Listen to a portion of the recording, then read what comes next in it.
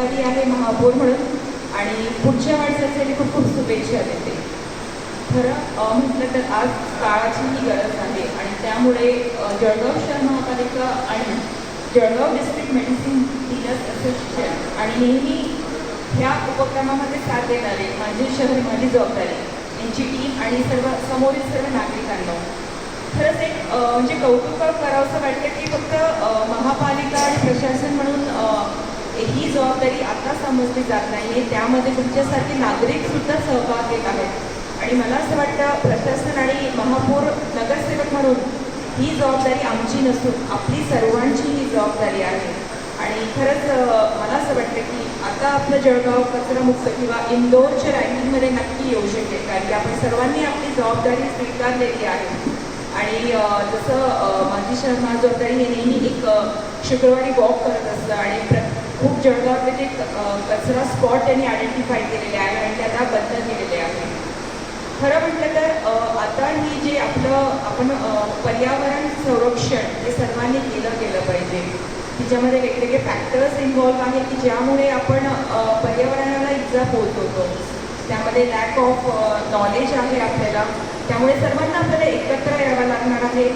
काही वृक्षरोपण आपल्याला इथे करून घ्यावं लागणार आहे.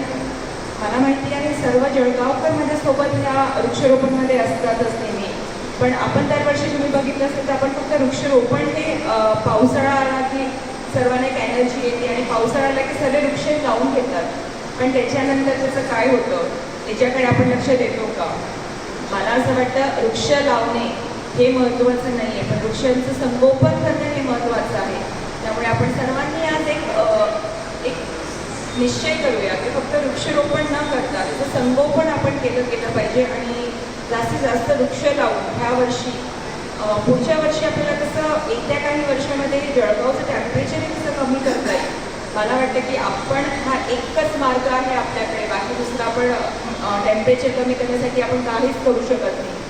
ज्या आपण छोट्या काहीतरी करतो योजना त्या तात्पुरत्या स्वरूपात असतात, पण आता वृक्षरोपण आपण हे मोठ्या अमाऊंटमध्ये आणि प्रत्येक ठिकाणी लावून घेतलं तर त्याचा इम्पॅक्ट जो होणार आहे तो पुढच्या आपल्या जळगावच्या भविष्यासाठी खूप महत्त्वाचा राहणार आहे. त्यामुळे ह्या वर्षी मी सर्वांना आवाहन करेन की महापालिकासोबत मिळून आपण सगळे जळगावचे नागरिक म्हणून सगळीकडे वृक्षरोपण जास्तीत जास्त ग्रीनरी कार्पेट आपल्याला आपल्या जळगावचा वाढवायचं आहे.